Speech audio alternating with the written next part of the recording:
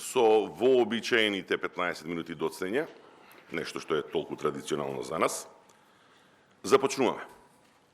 Почитувани, добре дојдовте во убавиот амбиент на Double Tree хотелот во Скопје, на една специјална пригода, на нешто што не е секојдневие и е повеќе раритет во македонското спортско живење.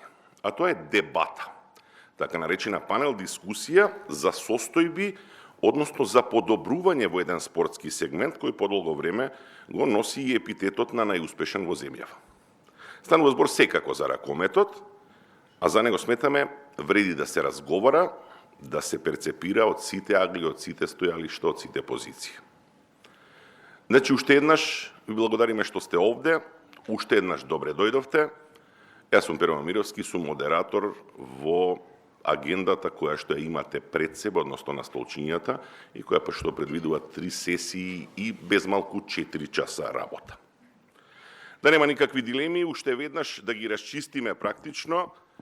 Зад сета ова организација, зад сета ова идеја, стои едно име добро познато во овдешните спортски сали, ракометни предсе, Виктор Христоски од порталот и подкастот Само Ракомет.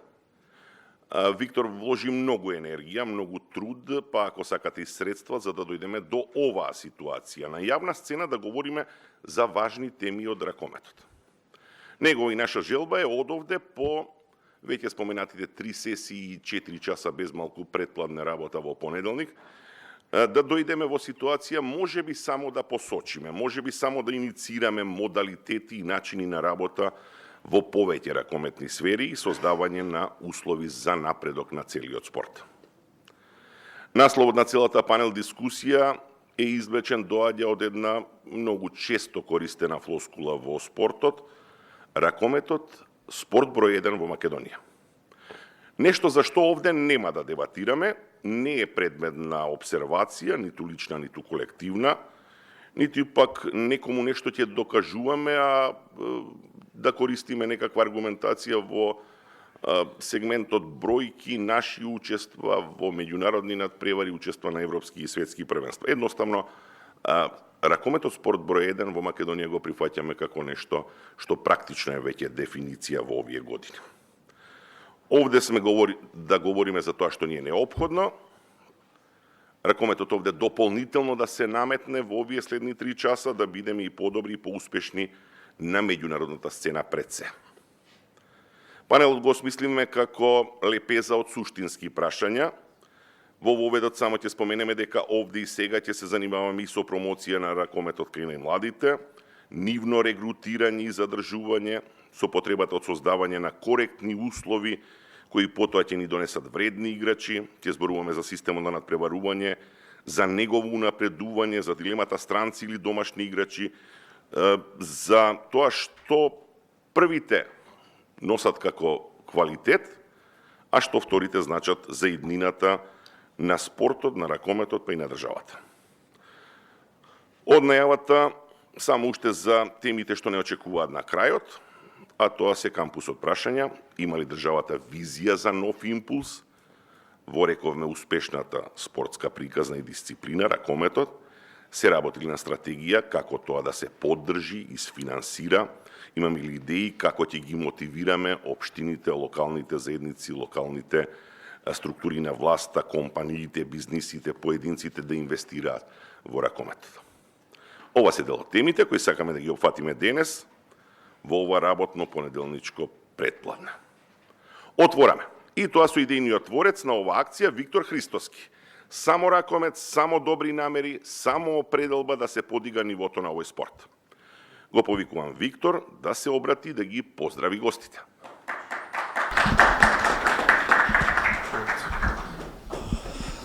Добро утро, почитувана министерке, почитувани панелисти, почитувани гости, представници од медиумите.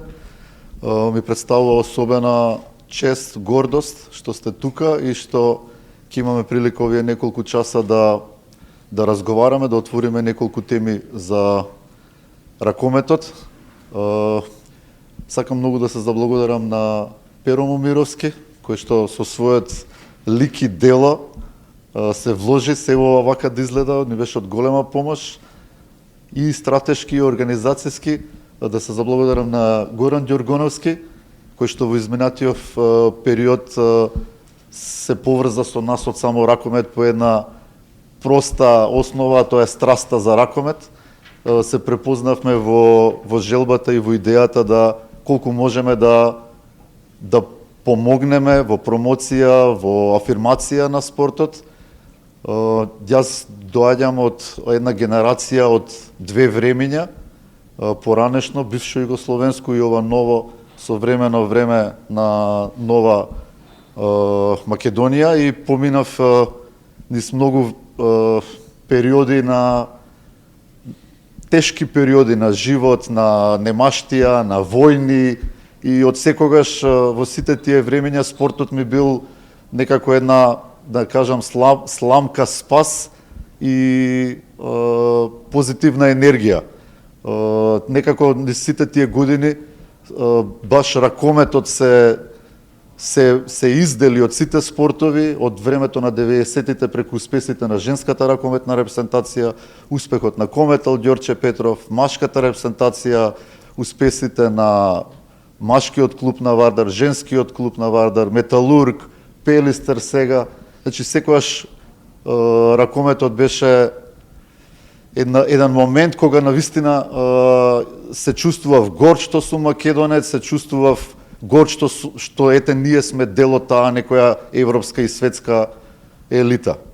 Да не ги забориме и најдобрите судии кои што Слави Николов и Ѓорѓе Нацевски, ракометни судии во светот кои што со години не презентираат. Чувствував дека ракометот многу направил за мене и во еден момент посакав и јас нешто да направам за ракометот. Почна сосема случајно од една Вибер група со неколку пораки, па Фейсбук група, па потоа со голема поддршка од Александар Табаковски, од Дерби, од Виктор Кошевалиски, од Автоплус, од Горан Антевски, од 24 ракомет, кои што ни дадоа така еден мотив плюс да го направиме само ракомет како веб портал, потоа и како YouTube подкаст, да имаме многу гости, да зборуваме многу за ракометот. Сакам да се заблагодарам на Александар Бицевски, кој што од почетокот беше со мене, ми беше, ја бев Бетмен, Бицевски беше Робин во целата таа приказна. Благодарност на Кирил Лазаров, на Живко Мукаетов, кои беа меѓу првите што ни дадоа интервјуа и на некој начин ни дадоа легитимитет, дека сме на добар пат, дека си го наоѓаме своето место во тој медиумски простор. Голема благодарност до сите, ви посакувам успешен ден, успешна дискусија, да поставуваме прашања, да даваме предлози, идеи како овој наш спорт број 1 ракометот да стане уште подобар. Ви благодарам. Ти благодариме, Виктор. Со ова изјава практично и започнува првата сесија, само за да воспоставиме правила и да има динамика во следниот период, веднаш да ги соопштиме правилата. Воведните излагања се по 5 минути, говорам за панелистите, пошто можност за учество имате сите, условно речено во публиката. Минута прашање или констатација од публиката, збор се добива одовде на микрофонот, а потоа следува и минута одговор или коментар од панелистите. До предвидените најавените термини строго ќе се држиме, веднаш по секоја сесија изјави на панелистите, а негде во финишот пред 13 часот и 30 минути и еден заклучок што ќе ни го сумира Горан Ѓоргоновски. И сега одиме панел број 1, отвораме со дискусија за промоција на ракометот, за регрутирање на деца и за обезбедување услови во создавањето играчи. Овде ги знаете, ги препознавате веќе најголемиот дел од вас, учесници се Горан Ѓоргоновски, Злате Стојковски и Стефче Стефановски. Сите големи, познати, признати имиња во нашиот ракомет и дополнително нивно представување сметаме не е ни потребно. Започнуваме со поранешниот репрезентативец, член на големи клубови овде, Горан Ѓоргоновски, кој во последниот период има успешна мисија, успешна акција, успешна приказна, наречена Ракомет за секое дете. И веројатно затоа основното прашање за него е како најдобро да се привлечат децата во ракометот, кој со тоа би имал она што е круцијално и исклучително важно. Поширока, поголема база. Добар ден и од мене. Се извинувам. Поздрав до сите, поздрав до почитуваната министерка за финансии, навистина ние често сте тука. Поздрав до сите останати, навистина сум позитивно изненаден од интересот, особено на оние клубови од натрешноста кои што дојдоа тука. Тоа значи дека ракометот навистина се сака и се практикува на секаде из Македонија. Благодарност до Виктор што и не покана, а и ме вклучи на некој начин да помогнеме, затоа што тоа е и нашата мисија да биде присутен ракометот колку што е можно повеќе. Она што можам да го кажам како опис на моето работно место, а тоа е основач на проектот Ракомет за секое дете и координатор на истиот.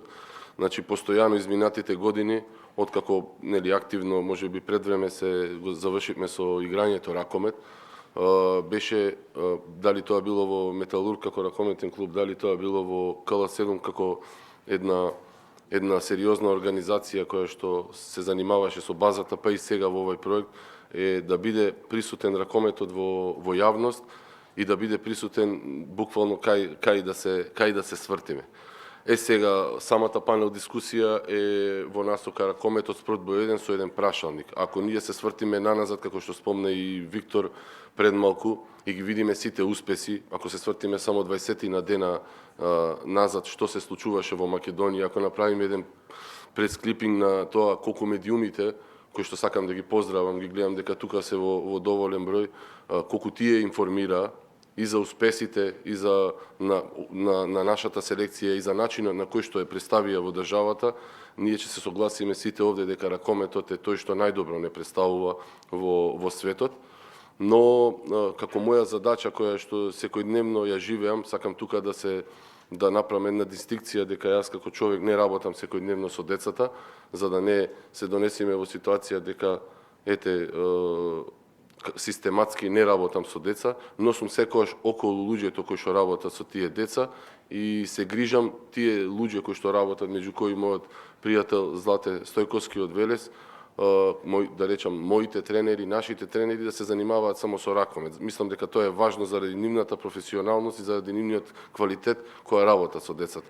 Сега тука сакам да кажам дека гледајќи ги состојбите во медиумите, гледајќи колку е експониран ракометот, тоа е спорт број 1 и фактите го кажуваат тоа воз основа на успесите. Но што се случува во базата? Спомнав ја тука дека имаме луѓе и од други градови, и тоа од градови кои што ги видов тука, кои што не значат за ракометни центри, што му е особено драго, ако можеме така да ги квалификуваме. Јас можам да кажам дека во Скопје, верувајте или не, ракометот не е ни во првите три спорта во базата во однос на тоа колку деца имаме во Скопје, колку сме застапени, какви услови имаме во салите и така натаму. Така да може да звучи нереално, но моето искуство, а верувајте дека долги години се бавам од 2015 со оваа работа, го покажува тоа. Пред нас е секако фудбалот како спорт кој што не знам дали е спорт, и кошарката и женската одбојка. Зборам тука во однос на квантитет на деца кои што го практикуваат на возраст од 6 до 12 години, а тоа е нашата, значи тоа е фокусот кај што ние Ракомет за секое дете е насочен. Значи тоа е проект кој што се занимава со, јас сакам знам да кажам последно време, производство на фиданки кои што треба да одат во иднина во клубови, стартувајќи од некои пионери, имајќи предвид дека немаме помлади пионери во моментов, во пионери па и понатаму. Така да од тој аспект. Сега, како ние, како Ракомет, кој што е успешен и кој што е присутен во медиумите, секвенционо, да кажам, на периоди кога репрезентацијата игра на големи натпревари, како ние Ракометот сега да го доближеме до децата. Прво и основно е, тука имаат важна улога клубовите, а гледам дека има и од клубовите представници, мора да сватат дека ова ново време веќе не трпи не трпи еден клуб да нема свој маркетинг сектор кој што не мора да значи вработување на еден, двајца, тројца луѓе кои што ќе работат во тоа. Значи зборам за промоција.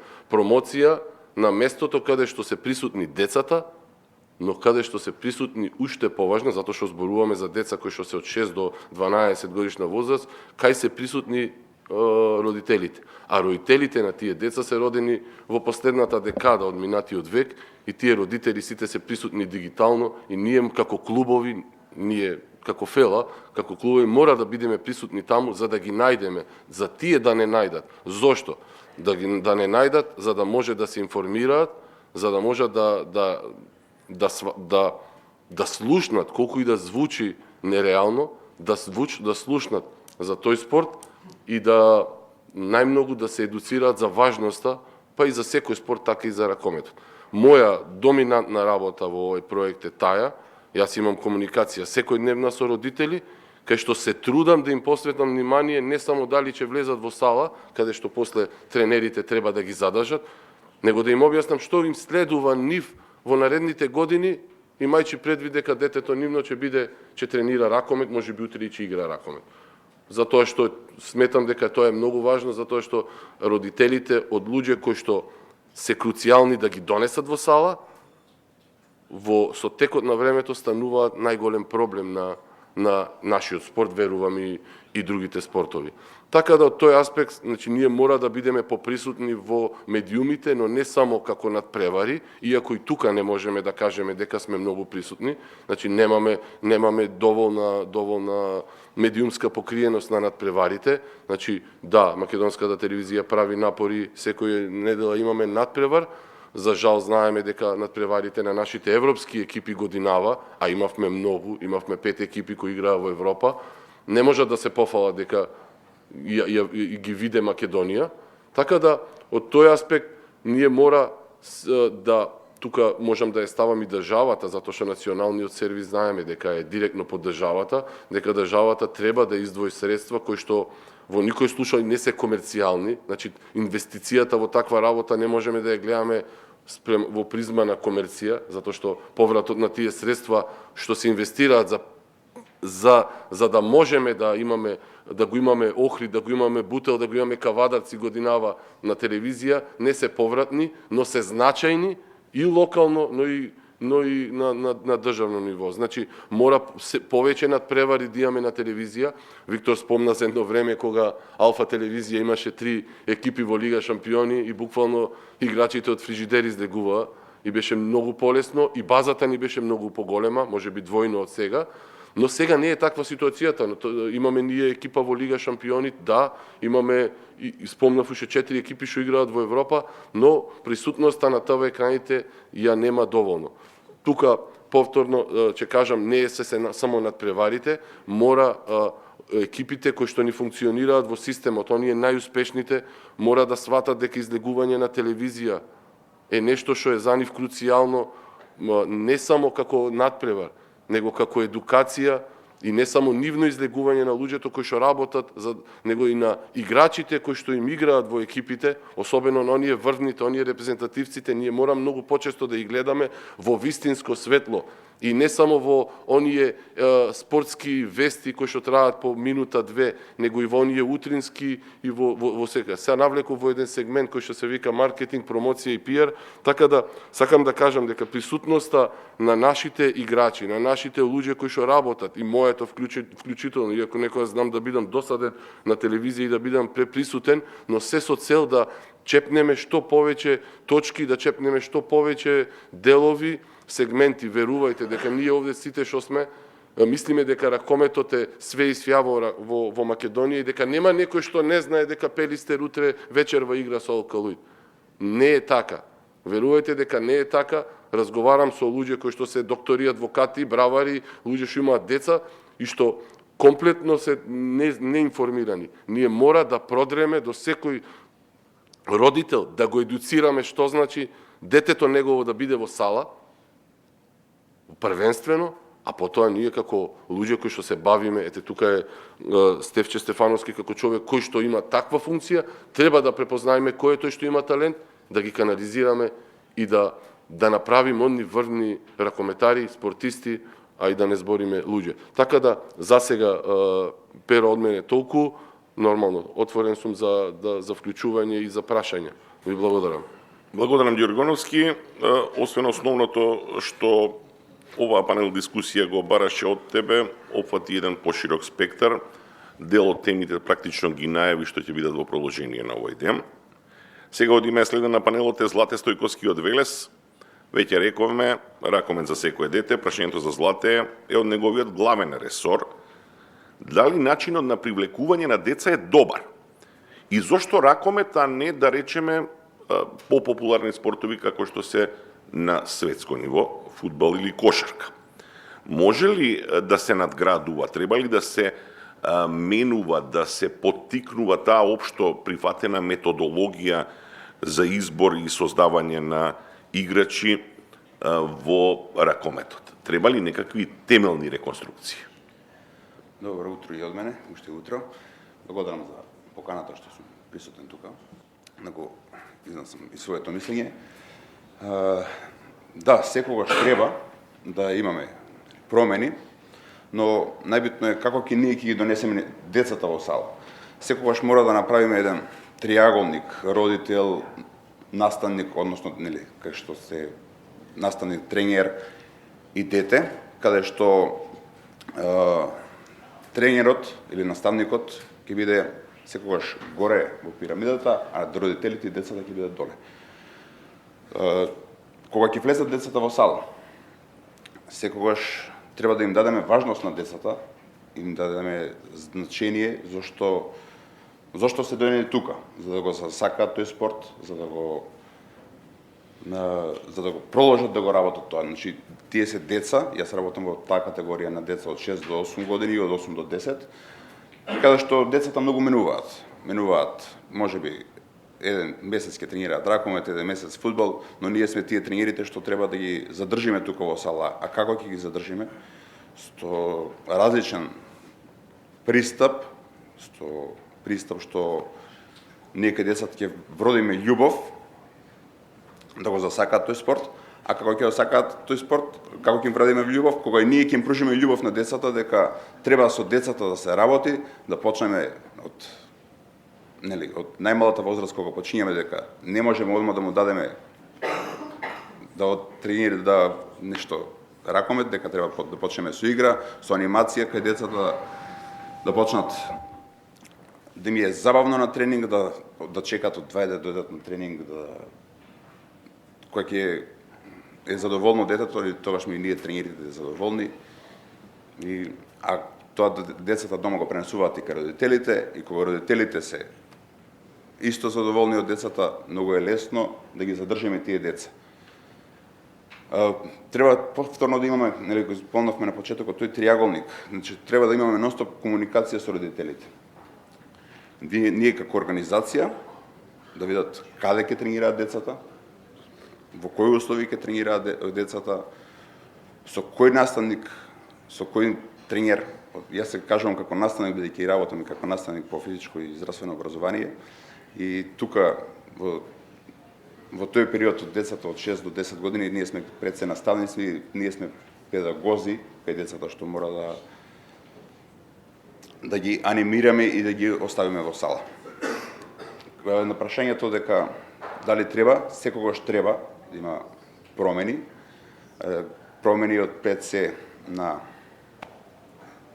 структурното значење, дека треба сали да се обезбедат повеќе сали, да се топли сали, да имаме подобри услови, ради тоа што кога во случај февруар месец се ладни салите кај нас, посебно во Велес, и 50% од децата не ми ги носат на тренинг ради тоа што вика ќе настине, не е салата топла, не можам да го донесам бидејќи знам дека ќе се разболе и после остануваме без нив.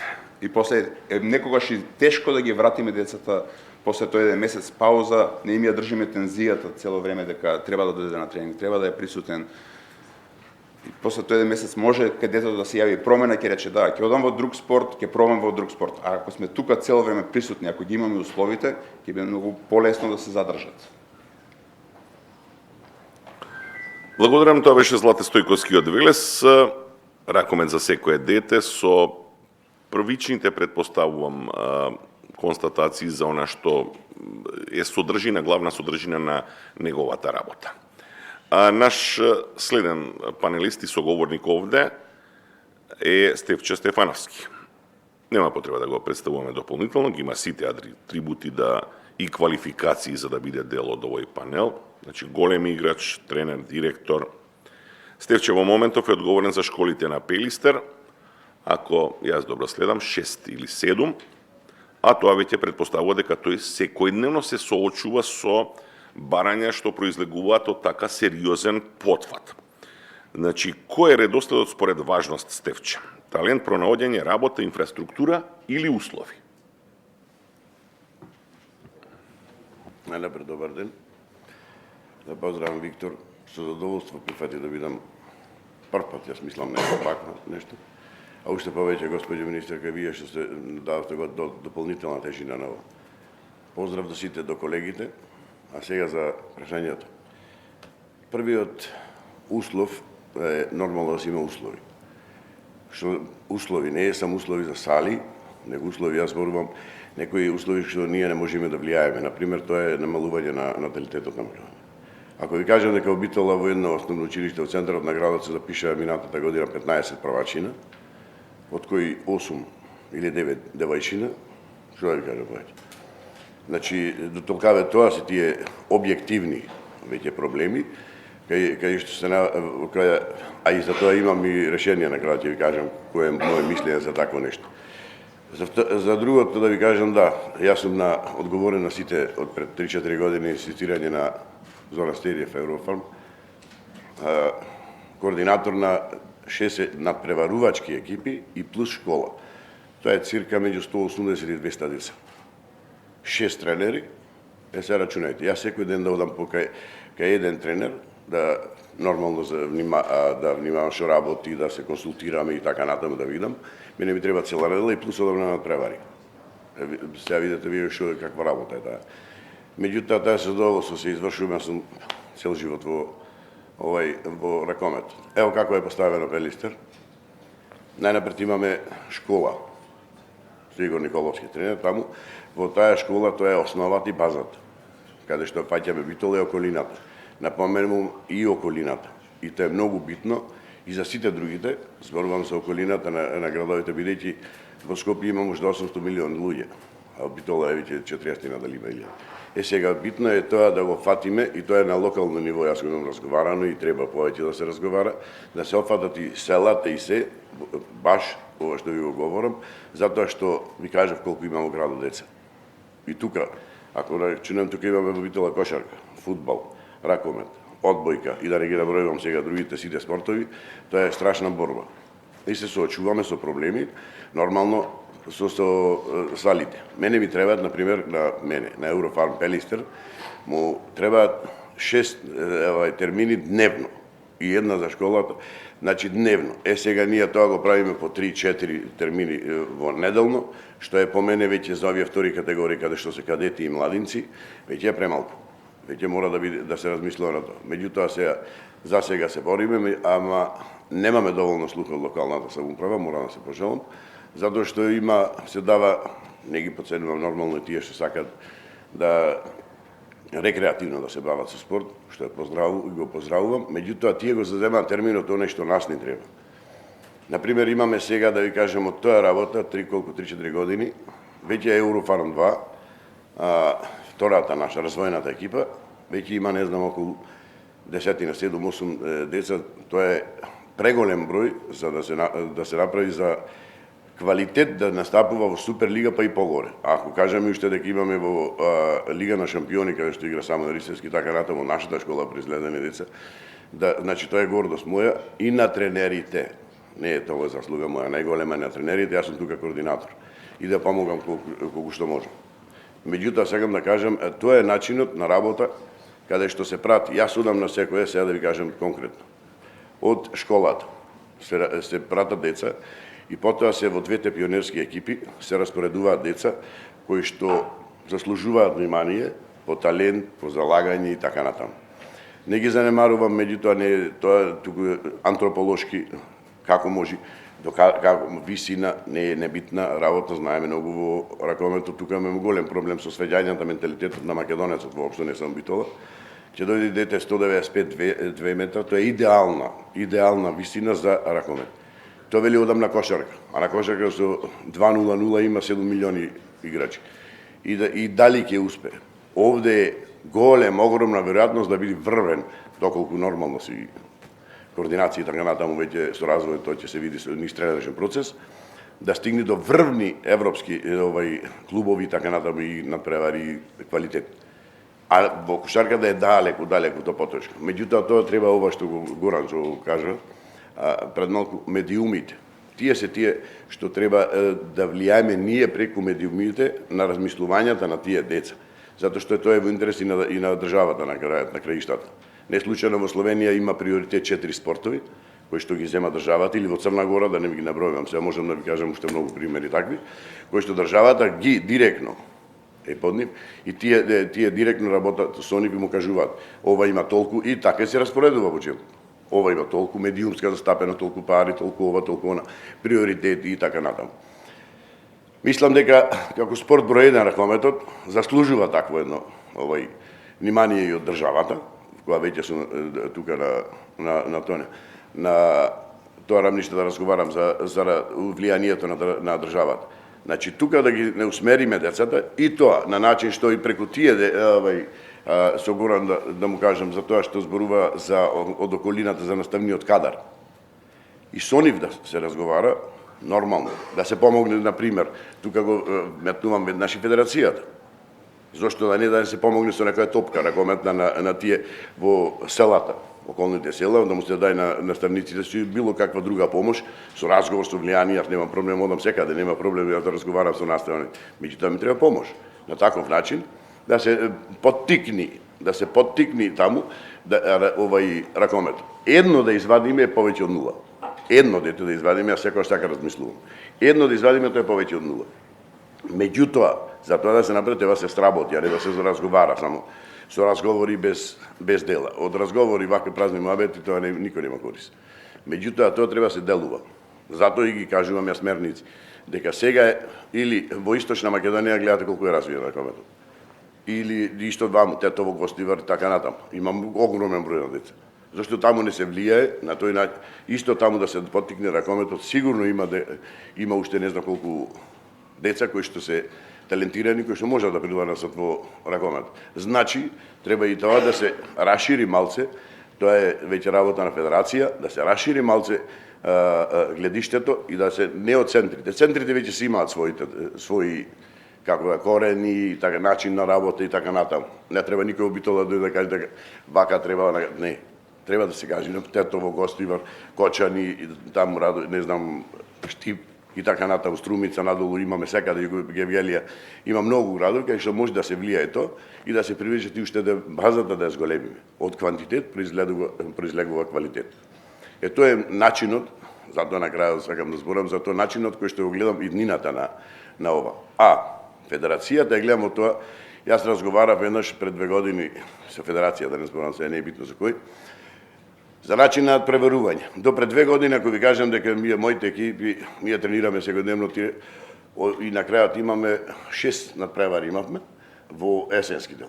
И тоа 6 надпревари со Прилеп, Пресен, Кичево, Струга и толку, не знам.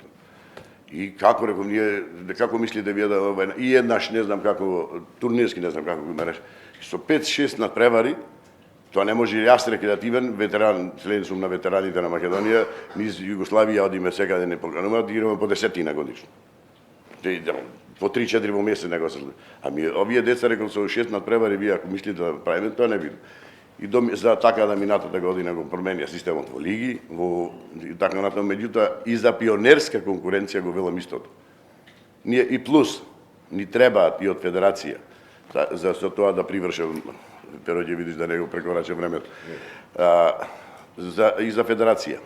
Ни треба во зима, да имаме еден камп, каде што ќе ги собереме тие деца кои што нормално по видување од тренерите и така натаму, селекторот на пионерска репентација присутен и така натаму, од федерација да се повика некој еминентен или било како кој што работи со тоа, со таа категорија на дечина, и се носат децата на кампинг и се присутни тука и лето и зима. Најмалку, јас секој чест на Горан, тој си прави свој, тоа е негова работа. Јас разговарам за федерација. Значи, на ниво на Македонија ги одбираме најдобрите, 40 нека се деца, ги праќаме на кампинг, да се навикнат уште од тогаш грбот, што значи ова прво. Тоа ми е небитното, што значи грбот да се носи на... Јас го знам, тоа го имам од првата, јас сум бил член на првата репентација, на првиот состав на Македонија, до 99 на Европско првенство во Италија. Затоа знам што значи ова. Меѓутоа, тие деца од тогаш да се навикнат, а не јас на 25 години да го учам химната, како се биде, како се стои пред химната. Исто е за кадетска конкуренција, исто и за младинска. Тогаш можеме да разговараме и, што е уште побитно, има, ако, и тој ги знае сигурно Горан, тој ги прати повеќе тие, јас немам време да ги пуштам децата наши, бидејќи играат лига, на тревари меѓународни имаме, не знам колку турнири, и во пионерски, и во кадетски, и во младински. Ова го говорам повторно за федерација. Наши репрезентации од пионерска, кадетска и ова, да ги испраќаме на тие меѓународни да се навикнат, а ние доаѓаме до младинска конкуренција, и од младинска има еден вакуум. Јас тоа на Киро еднаш му го предложив, прва бе репрезентација на Македонија да се формира, за тој вакуум. Ние имаме страшен проблем и тука е најголемиот проблем и ова го паѓа моето перо, затоа извини, завлегувам бидејќи ова е после завршува моето. Младинската категорија завршува 18-19 години. И сега се наоѓаме на раскрсница. И тука е вакуум. Влегување во прва или не влегување. Тука е таа ќе помогне таа бе репрезентација на Македонија, каде што исто се праќа на такви турнири и веќе ги подготвуваме децата. Уште една сито последно, за кога ќе дојде во првата селекција на Македонија да биде готов производ. Ева е Данска. Хансен, Ландин, Едберг и да не ги набројувам, откажаа. Преку ноќ, баш така зборувам, за нас, од тука, што не знаеме за нив неја, бидејќи ова го права, што го кажувам до сега, доаѓаат младите и си играат мајтовство цела Европа. Значи, тоа е начинот, тие веќе се спремни, спремен производ, која ќе дојде до репрезентација, ние не го учиме тоа да стои под химната и не знам како да се однесува на терен и не знам што да игра 3-2-1-6-0 и така. Не, само го вклупуваме во механизмот и продолжуваме понатаму. Јас мислам доста ме малтретирав, иначе цел ден можам да ви зборам за рака. Уште при изборот на панелистите, знаеме дека 5 минути нема да бидат 5 минути, но веројатно е тоа реално кога ги имате пред си Ѓоргоновски и Стефче Стефановски. Но овде чуваме сугестии, чуваме предлози, чуваме добри идеи, чуваме и пораки до федерацијата и сето тоа треба да биде токму така. Затоа е оваа панел дискусија. Само нешто сакам да предупредам пред да во меѓувреме може да се јави кој сака за збор, односно за прашање, па нека и констатација. Само да предупредам дека ние се обидуваме и се трудиме да бидеме родово избалансирани во оваа ситуација, само игра на случај што панелистите во првиот дел се исклучиво машки, меѓутоа низ нивните настапи генерално предпоставам дека сите се огледавте дека станува збор и за машки и за женски екипи. Тоа беше само мала забелешка. Сега повелете дали има некој што може и има потреба и сака да прокоментира. Ако не, тогаш имам јас прашање за сите тројца. Имам дилема, сите вие работите во таа сфера со млади категории деца. Ниту факултетот за физичка култура нема определба да гради кадар за најмлади и за возрастни категории на спортисти, па и во случајов на ракометари. Што се случува кога луѓето што работат со деца одеднаш добиваат покана да го водат првиот тим, па забораваат дека работеле со деца? Ѓоргон, може да ти повели? Може. Сакам само една минута да се надополнам на нешто што заборавив минатиот излагање. а тоа е важноста на наставниците по физичко образование во регрутирање на нови ракометари. Имаме искуство од странство кај што федерацијата ги стимулира, значи матичната федерација ги стимулира наставниците низ основните училишта да го практикуваат ракометот и да ги запознаваат децата од најмала возраст со ракометот и на тој начин да ги регрутираат и да ги насочуваат кон школите за ракомет. Школите за ракомет. Значи, секако да бидеме реални во ова време кога во време на суров капитализам, вие се знае како може да го мотивирате секој човек и секој наставник. И тоа треба во иднина федерацијата, и како еден апел до новото раководство, треба да се размисли како ние да ги стимулираме, затоа што знаеме дека многу често топката се фрла и се игра фудбал. Нас фудбал овде не интересира ракомет. Како ние да дојдеме во ситуација тие наставници низ Македонија да повеќе практикуваат ракомет на ова. Што се однесува до прашањето, видете, ние долго време, барем јас од као памтам со ракометов, знаеме дека луѓето што работат со млади категории се сериозно подценети. Значи, тренерите што работат со млади категории во Македонија се сериозно подценети во однос на кога добиваат термини, какви услови добиваат и на крајот од денот колку се платени. Ајде да се изразам така пластично. Значи, додека ние не сватиме дека тој што треба да го создаде играчот, дали од 14 до 16, од 16 до 18, е исто така важен, а тоа е поврзано со спортскиот менеджмент. Јас во една прилика, моје гостување, спомнав дека спортниот менеджмент во Македонија е непозната работа, затоа што ние сите овде мислиме дека играјчи ракомет, играјчи за репрезентација, се знаеме од тој аспект, а многу често се покажува дека не е така. Зошто го спомна спортскиот менеджмент? Вие имате многу често во Македонија тренери кои што се на погрешна позиција ставени, сме ги изгубиле во млади категории, не сме ги добиле во сениорски. Зошто тие префрлаат во сениорскиот ракомет? Па затоа што финансиите се таму. Затоа што нивните договори, нивните примања се поголеми таму. И нас многу често ни се случува да не ставаме тука имења, ни се случува да тренери кои што се докажани во една категорија, да не речам се родени за таа работа, ние ги губиме таму само заради тоа што клубот не обрнува внимание и не се доволно ценети, а пак ќе кажам, се знае како се цени во денешно време еден човек, и затоа ние ги губиме овие тренери и ни се насочува на касење. А не секој е тренер за сениорски. Гледам, тука има дузина тренери кои што се на сениорски екипи и верувајте дека тие не се најдобрите, не се најголемите зналци во ракометот, а се успешни. Имавме ние примери во Македонија таков, затоа што не е секој роден за сениорски тренер. Значи не е секој роден карактерно за да води група на професионалци. Така да тука тоа не може да биде апел ниту до државата, ниту до федерацијата. Тоа само може да биде апел до клубовите, да ги задржиме тие тренери што се квалитетни во еден сегмент, да ги задржиме таму.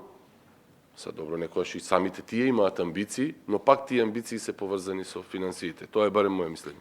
Ти благодарам. Прашањето ќе го преформулирам за Злате. Злате, работиш со млади, настрана што ти си по вокација и човек што доаѓа од образованието. Дали ако добиеш понуда за прв тим, веднаш ќе ги напуштиш децата? Значи, јас сум имал и понуда да бидам тренер на прв тим. И си бил? И сум бил на прв тим, но некако се видов со децава дека ми е... Се најдов себе си дека сум тука.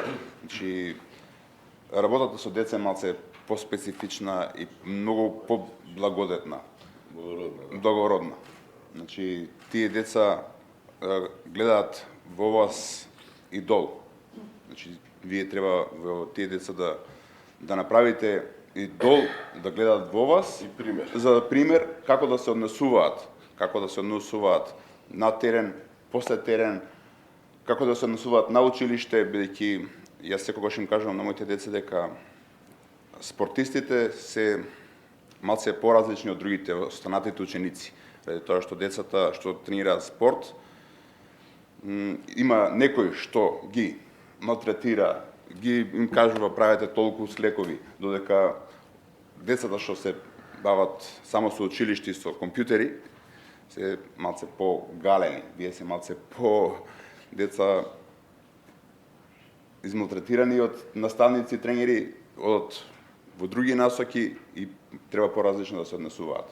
Значи, прашањето сум имал понуди, но не сум ги прифатил, се видел дека сум тука еден и мислам дека ќе останам тука. Благодарам, Стефче, комплексно е ова прашање што го отворивме. Тебе нема потреба да ти поставам дополнително прашање. Кажи ми, располагаме ли ние со квалитет на тренерски кадар за тие категории? Зборувам за кадар кој што опфаќа и неколку области други, како психологија, педагогија, па менеджмент, зборуваме, па регрутација, привлекување и така натаму. Не располагаме со доволен кадар за работа, тоа не случај. Мислам и друга работа, одма ти не ичиш горе на федерација, директно пак ќе му кажам на федерација. Затоа што никој не сум слушнал едукација, конкретно разговарам, не оние лиценци земање се гино, тоа е нормална работа, тренерски лиценци. Едукација на младински, на тренери на младински категории. Конкретно пионери, кадети, младинци. Јас сум го сите секојдневно со нив и затоа знам колку е различно да си со пионери, со кадети, ако си само на 2 години, и со младинци. Секојдневно сум со нив. И знам колку е тоа различно, колку е тоа потребно и таа едукација. Значи, таа е семинари, тоа е неминовност, јас по моје, како да кажам, размислување или убедување. Значи, знаете сите дека сум бил и играч, и селектор, и тренер на Пелистер, и тренер и ваму и таму, не е битно. Значи, ги знам тие проблеми. И секога сум го велел ова. Едукацијата е мајка на се. Значи, ние мора да ги едуцираме тие тренери, да му помогнеме како на Злате, тренер, гледате со срце и душа сака да работи, зашто не биди, зашто не му донесеме некој. Тоа не значи дека се тие поквалитетни, да се разбереме, знаете многу убаво, јас никој не признам подобро од македонците дека кој сака нека биде. И затоа, меѓутоа, носи свое ново размислување, нови ветришта. Но кога ќе слушнеш што тројца луѓе поинаку ќе си оформи свое некое работа, начин на работа, ќе прифатиш тоа што ти треба од секого. Тоа е начин на едукација на тренерите. И тоа е вложување на ракометна федерација во тренерскиот кадар. Тогаш можеме ние да бараме во резултати од тие таквите категории, од пионерите, од кадетите, од ова. Ние уште не знам јас кој е пионерски селектор човече. А јас работам во тренер на пионери. Имаме ние селектор на пионери, немам поима, или некој фигуративно. Кога се собрала последен пат? Кога кадетска репрезентација се собрала? Сега пред Европско ќе ги соберат и толку. 5 дена, 10 дена. Не е тоа начин на работа, тоа е преку нојс. Јас тоа, затоа што сум веќе 3-4 години директно инволвиран во ова и секога сум го зборувал она што го мислам, а не од некој да го напаѓам или го сакам или го неќам. Јас немам колку што знам, јас не сум скаран со никој, немам непријател. Меѓутоа јас што го мислам ќе го кажам со факти и со аргументи, ако се. Ќе разубедим. Меѓутоа кажете ми кој е селектор на пионери. Од таму почнуваме. Јас сега 4 години работам, од таму почнуваме. Тренерскиот кадар во Пелистер. Еврофарм Пелистер. Имаме вака, дали се грижи Пелистер Еврофарм за ова. Звонко Шундовски, јас, Игор Николовски, Кире Поповски, Кире Митревски, Фарук Мемич, Васко Димитровски, Александар Зарков, Зоран Тарасовски, 9 или 10 колку наброја. Тренери, бивши играчи на Пелистер. Значи Пелистер ги задржал. Сега ние вложуваме во тоа колку што можеме, јас колку што знам и умеам, помагам со тоа што е, ама јас директно на терен помагам, со тоа што како што, ако по моje мислење, па се консултираме, ова грешиш, ова не, ова е добро, ова ќе продолжиме натаму и така натаму. Секојдневно затоа сум во комуникација со нив, заедно програмите ги правиме на почеток, полугодишна година и така натаму и така натаму. На 2 години кое дете ќе оди натаму, кажувам исто така, ќе застанеме, ќе видиме. Сега ли за Лига шампиони формираме нова екипа што треба да настапиме во Букуреш од 17 до 19 април против Хелце. Тоа е начинот на работа со тренери, меѓутоа јас знам дека со нив можам да разговарам на тој начин. А кога федерација ги собрала, да кажете, некои младински тренери од младински екипи? Од кадеци, од пионери, од младинци. Кога ги собрала и за консултација што и како понатаму? Дали има турнир ваму, па дали учествуваме, дали ова, дали имате проблеми, некои какви проблеми имат. Јас со Еврофарм Пелистер апсолутно никакви други проблеми немам. Опрема, рачунете 6 екипи секој викенд. И 2. Првата екипа на Пелистер и Еврофарм 2. И 6 моите младински, тоа се 8 екипи секој викенд се некаде. Или одат или идат, никој не знаеме, некојаш никој се враќа. Ако сакаш да работиш, така се работи. Ако мислам колку е успешно, тоа е веќе друга работа. Вие ќе просудите сите и публиката. Меѓутоа начинот на работа е тој. Ако има и ќе секоја ставам. Ако има квантитет, ќе има и квалитет, меѓутоа мора едукација да постои и мора да постои разговор, панели. Затоа поздравив она на почеток. Еро, може да прашам нешто. Да опрашам на Стефче, пошто само кратко, пошто мислам дека националните тимови не се тема овде за собири, иако може да се согласам за пионерската селекција дека се уште не е оформена и е проблем за нашиот ракомет, но мора да бидеме свесни од друга страна дека младинските категории во Македонија, на оние на националните тимови, последните 4-5 години и како имаат добри услови, а и резултати, може да кажам. Јас сакам конкретно да опрашам на Стефче, затоа што нас ни е се јасно колку и општината и Еврофарм како компанија општествено одговорна одвојува и е за поздрав. Јас сум работел со 6 екипи во систем на надпреварување и знам многу добро што значи тоа како оперативна работа. Имам едно прашање за Стефче. Дали во изминативе 5-6 години, имајќи предвид дека продефилира и Бабич, и Данци, еве го сега е Раул Алонсо, човек што работил и во академија на Ерлаген, на Кил, не е важно, дали некој во Битола овие тренери соодветно ги искористи за едукација?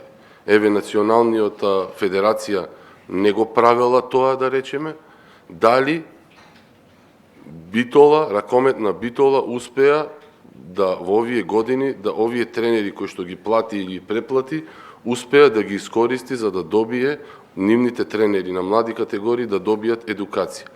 Ние, ако мислиме дека се знаеме во ракометот тука во Македонија, ние сме во тешка заблуда. Значи, ние сме многу далеко. Значи, што да каже човекот од Куманово, го гледам сега, или човекот од Штип, кој него да го едуцира? Ја прашувам дали некој го искористи Бабич, нели, сме го платиле како врвен стручњак, да ги обучи Кире, Игор и така натаму, кои што се тренери во ова. Дали успеа да го исцеди неговото знаење, она барем што мислиме дека треба да го земеме. И второ прашање, дали во моментов, имајќи предвид дека платформата е тера 6-та година, дали имаме битолски ракометар кој што излегол од таа платформа и дали во наредни 3 години може да очекуваме двајца играчи дека ќе играат во сениорскиот тим на Пелистер, а се плод на таа платформа. Значи, прво прашање, дали ги искористивме тренериве, и ова го не го поставувам за да ми одговори Стефче да или не, него тоа е порака и за други клубови кои што во моментов имаат сериозни финансии. Ќе спомнам Охрид, ќе спомнам Кавадарци, ќе го спомнам Алкалоид, да не збориме тоа. Значи, дали ние ги користиме тие тренери кои што ги плаќаме и ги преплаќаме од надвор, зборам од надвор, еве го Вардар го има сега аргентинецот, дали ние ги користиме тие тренери, дали сме заинтересирани прво како клуб и дали сме заинтересирани лично како тренери кои што работат во млади категории да ги искористиме ние. И дали ова платформа која што кошташе досега можеби 10 милиони евра, во моментов има играч кој што ќе игра во Битола прв тим и дали ќе игра во наредни 2-3 години некој во прв тим? Стефче, вака. Од овие се сложувам дека не е доволно искористено, меѓутоа има објективни околности. Ево сега ти кажам. Игра во четвртокот игра Пелистер играше со со Букурешт. Петокот е рекуперација сабота ова денес играл Калуит. Утре рекуперација среда патува за Лисабон. Четврток за ова да. Игра Европа. Се враќа од таму игра. Значи секој 2 дена, 3 дена и да сака, нема шанса некој тренер, па и јас и ти да би кој да биди син да ми не можам да најдам време за да му помогнам. Во овој период, такмичарскиот период. Затоа зборувам можда можело, меѓутоа тоа е во оној меѓу период, меѓу сезони кога има припремен период и така натаму кога е помирна екипата, нема тоа. Ќе заврши за да. колку зоки? Да. За колку време ќе заврши Европа? За 10 дена? И толку е, за уште две утакмици. Уште две утакмици. Може ќе заврши во јуни. Да. После почнува македонскиот куп. И македонски куп и македонско првенство. Него друго е тоа. Работата е што не може да се искористат, меѓутоа не се искористија. Поточно е треба. Јас треба и јас велам. И друга работа. Самуил Ристевски е сега веќе не е сега една година скоро е член, а од каде излезен? Од Битолото. Дека не излезен, само прашав дали има играч кој што е излезен и дали во наредни 3 години, 4, пошто јас кога би бил човек кој што финансира Еврофарм, јас тоа би го барал од луѓето, не само заради мој хир, него заради Пелистер треба да биде прифатен во Битола, а се знаеме како клубовите локално се прифаќаат. Имаме две прашања од публика, ве молам, прво четврти ред. Микрофонот, ако може, ве молам. Прво би го земам прашањето, така да нема да се повтори. Добро. Конкретно беше за последно втора прашање, пардон. Конкретно беше вклучено? Да, вклучено. Беше до сите прашањето, ама Ѓоргоновски ми го превзема прашањето, така да конкретно се Да не се однесуваш. сватиме погрешно дека сега го прашувам на Стефче за Пелистер, за Битола како. Значи, чистиот проблем Вардар го имаше. Не, јас конкретно ќе прашав за Стефче и штета што нема од Струга представник тука, пошто Што е конкретно прашање? Не, веќе го поставено. веќе е поставено, ми беше конкретно сега да слушнам дали има некое може да очекуваме од Битола и тоа ќе каже штета што немаме од Струга, бидејќи во последно време Струга и Битола се расадници на нели Битола како и најракометен град се уште важи таа флускула низ држава. Дали може, ама конкретно би ме интересирало дали постои некој може да очекуваме. Сега ви кажа, веќе е член на првата, тоа е едниот. Како пример, тука е Ален Хаджич од Босна, на 15 години дојде детето во Битола. Тука имаме такви примери и тоа сега да ви го кажам. Начинот на тоа што Битола нема доволно, што се жалам јас и не, тоа е вистина со наталитетот, ние го решаваме со тоа што бараме не само од регионот, меѓутоа и од пошироко како најдеме, а меѓутоа дечина 14, 15, 16 години. Такви ги земаме во наша школа и до 18, 19, па ако биди, ако не. Такви примери имаме многу. И Цветан, и Павле, Атанаси, тие се од Скопје, нормално и Павле и Петар, меѓутоа дојде низ уште како деца, 15 години во Битола, ни споминале низ баш тие школи, застигнат во Еврофарм, преако ме слушавте добро, ви кажав сега моментално двојка. Развојната екипа на Пелистер, која што моментно е прва во втора лига, ќе влези во Суперлигата.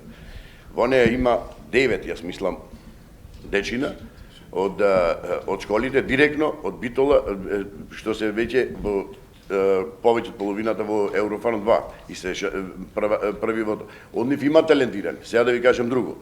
Не зависи ова Горан што го поставува, не зависи човечето од играчот или од тој што го работи со него. Од многу компоненти зависи дали тој ќе стигне од Пелистер бара за Лига шампиони да се разбериме квалитет. А тоа не е мала работа. За Лига за Суперлигата сега има 15 на дечина, јас сега и можам да ја пуштам кај сакате во Суперлига да играат.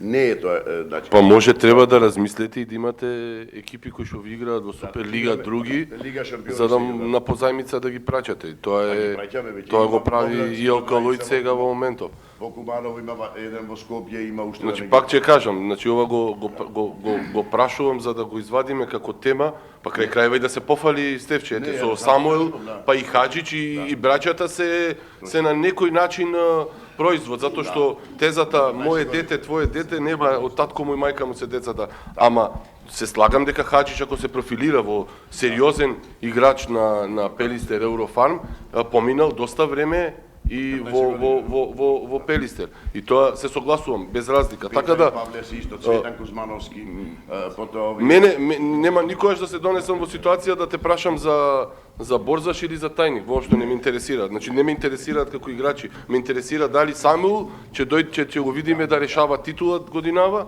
и ќе го видиме до година да игра во Европа. Тоа е, ама тоа не е во принцип ваша.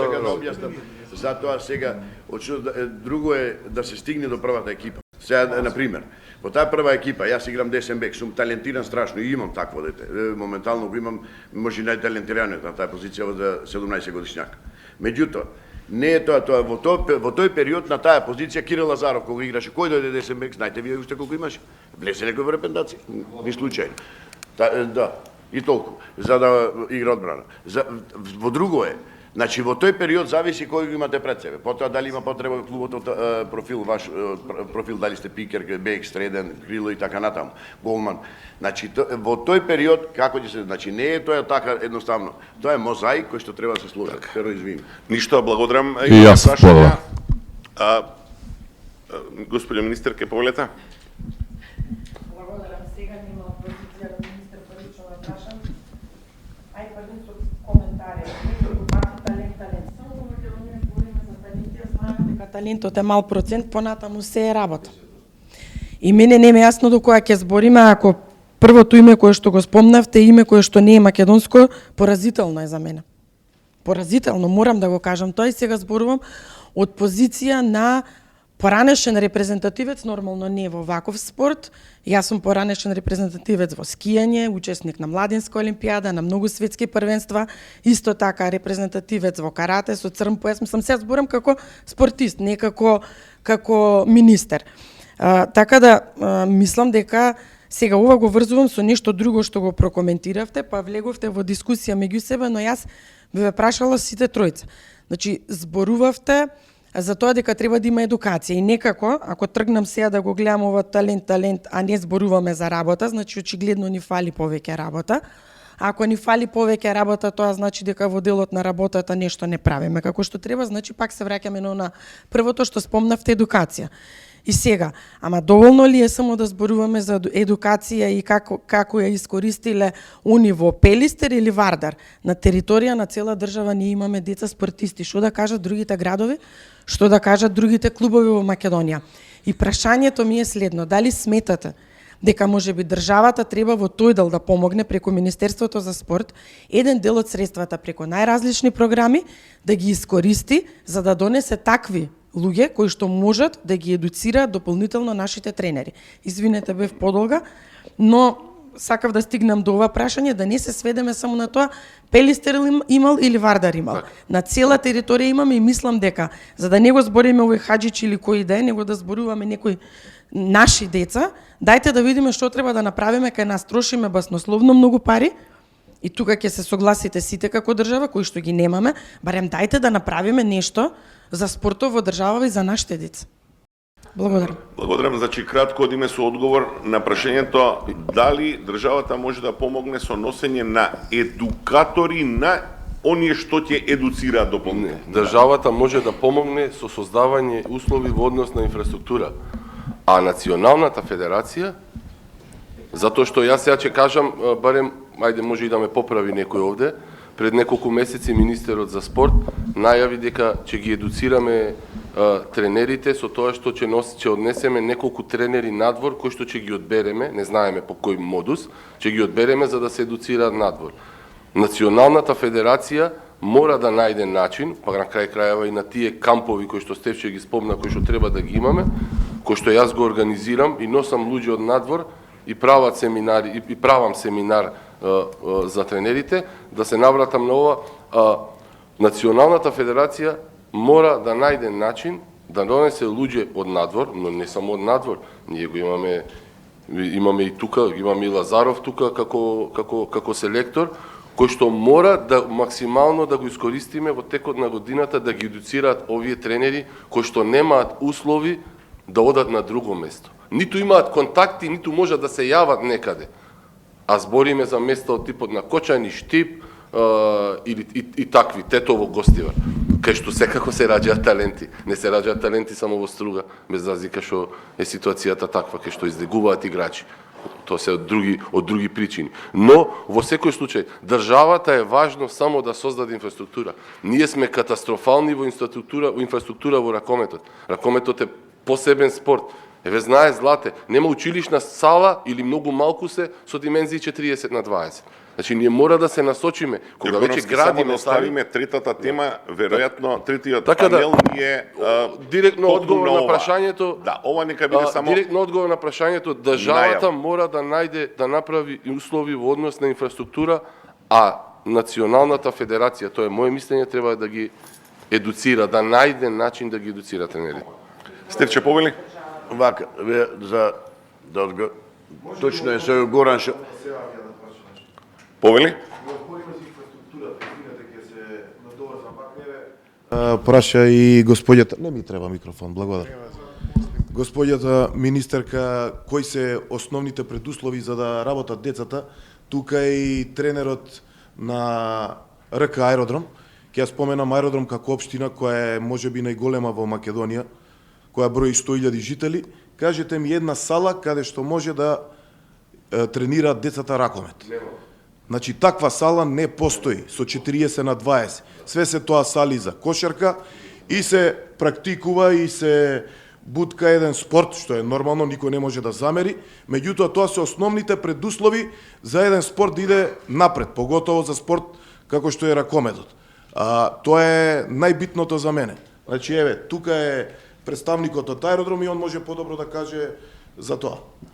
Представникот на Аеродром ќе биде дел од вториот панел, а и вие, господине. Ќе бидете дел од вториот панел. Стефче, кратко, уште едно прашање и завршуваме. Може само да се надоврзам на ова истото што зборуваме по прашање на едукација и на кога зборуваме во врска со државата. Ја имам едно интересно прашање да поставам во врска со академијата што имаме во Македонија, каде што упорно да кажеме, еве јас доаѓам од Куманово, скоро 4-5 години потегнуваме прашање да отвориме паралелка во Куманово, не ни е дозволено. Зборувам за услови, интернат, спортска сала, веќе имаме во Куманово, имаме отворена паралелка по кошарка. Меѓутоа, ракомет не ни се дава. Што би направиле во тој сегмент? Тука ни е Свети Николе, тука ни е Штип, тука ни е Проби Штип. Знам, треба, да. Таа академија, која што имаме сите некако мислење за неа како функционира, е под државата, да. За спорт ќе биде на последниот панел. За да не Така е, прашањето е легитимно, прашањето е добро, само ќе го пролонгираме за 1 час. ние да одговориме. Чисто е само да е го споменеме во контекстот, значи по Запишано е. и за во тој смер. Стефче Повели, па повторно прашање. Кратко, ево, затоа јас сум за ова што зборуваме, знаеме, инфраструктурата исто проблеми во Битола, имаме 2 сали само, 40/20, од која едната минус 20 сега, внатре таа е монтаж, не е битно, Павел Шато, и нема услови да се играт. Меѓутоа работиме како што работиме, во такви услови, да ви кажам, господи министерка, неспорно, Афјас Хаџич. Тој беше во последниот контекст кога проширив од Битола. Надвор, бидејќи Битола веќе имам проблем, сериозен проблем со деца, да се најде квантитетот. Тогаш го прошири прво околината на Битола, второ Македонија и трето е однатре. На тие млади деца до 15-16 години. А како битолчани, она ви кажав, прв го спомнав и ме е гордост само Рицевски, тој е дете од 13 години, 14 беше кај нас, прв пат кога го видов, и другиот, затоа и го спомнувам него, бидејќи тој е во прва. А да не ги набројувам се надолу, што се Петар, Павле, а и сега имаме чисто овие што се битолчани во Еврофарм 2, кои што се нормално од нив барем 3, ако се префрлат во првата екипа, јас ќе видам најгорд на светот. Затоа тие чисто битолчани 9 ги имам. А низ Македонија има сигурно уште 8, мислам, или 9 се кои што завршиле и како обучени ракометари после 80-та година заминали. Ја реков само поразително, прво ги текна на Хаџич, па ги направија. Не дека не ги направија. Добро. Јас само да го прашам Стефче, Имаме- а каде ви е базата, значи Битола зборуваме сега, ама базата како најмалечки деца, што тука да Тоа е, Немате кажам, проблем, е школа. Тоа е Го имаме школа. школата, Игор Николовски, ја води таа школа, со Кире Поповски заедно. Таа е првата база, тие 7 до 8 таму веќе е произволно, нема години, знаете сами, едни идат, други заминува. Тој има сега моментално околу 67-8, колку што знам. Дечина е од него сега до јуни месец, во јуни месец тие што се поталентирани одат во такмичарски категории. Такмичарска една пионерска екипа, такмичарска друга. И така натаму. Тоа има од тоа што го имаме сега, велам, што можеме низ битола, а секоја година се поголем проблеми. Само ще подпрашам едно во контекст на ова. Сте прашале ли од една школа или од еден клас по колку деца идат на спорт? Бидејќи ви со демографија имаме проблем, не спорт. Да. Меѓутоа имаме проблеми со деца што седат Не сака да слушнат. Тоа сакам да кажам, ние тука имаме проблем. И тоа се уште не е проблем за имате проблем од еден клас по едно дете. Така е. Од некој клас има. Тоа сега тоа сакам да ви го кажам. Сега следниот проблем е со тоа да тие деца кои што јас буквално имам 2-3 од улица, буквално. Виканато и убедувано деца да дојат во Раковец ги останале, па фала Богу. Ќе видиме што ќе види. Меѓутоа на вистина е тоа сериозен проблем. Јас го имам моје дете кој што беше меѓу најталентирани десни бекови во Македонија, еве го сега е програмер. На 21 година, sad кажа програмер, 22, на 2-3 повреди, му се виде тешко програмер. Тоа е сериозен уштедниот, тоа сакав следниот проблем. Тоа е следен проблем е компјутерите и тоа, меѓутоа тоа е технологија која што надвор од нашите и не можеме тука баш многу да влијаеме. Да, точно. Од двете најавени прашања се решаваме само за уште едно и тука завршуваме. Повелете. Добар ден, не знам, се слушаме така. Прво благодарам за поканата и ќе искористам оваа прилика еве и Наче, како што спомена, прво да се заблагодарам на поканата. Моето име е Петровски Дарко, тренер во РК Аеродром. И еве еден апел до министерката, иако и нели ќе имаме шанси подоцна и до министерот да се обратиме. Општина со 100.000 жители, од каде што потекнуваат доста репрезентативци, Марко Митев, Дамјан Митев, Омер Агич, Стефан Стојчевиќ, Томче Стојановски, Божо и Иван Джонов и така натаму. Значи се соочува со еден од најголемите проблеми, нема своја сала, нема сала за тренинзи, или ако ја има, е тоа Јане Сандански, каде што терминот е 4200 денари за еден час.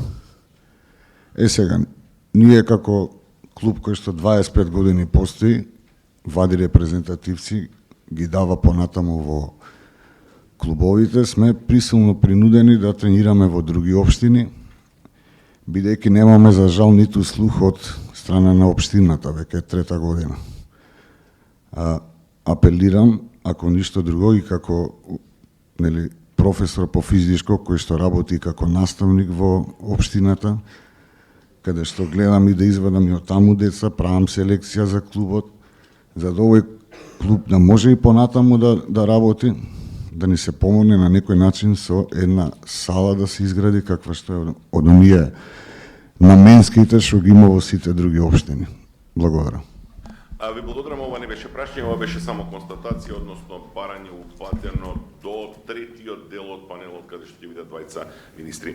Почитувани, ви благодарам. Сега јас морам да ги споделам малку импресиите. Почнаме бавно, полека, забрзуваме и создаваме динамика која што нема да можеме да издржиме, веднаш морам да ви кажам. Затоа имаме 15 минути пауза, потоа сите ќе мора да се придржуваме до правилата на игра на овој панел.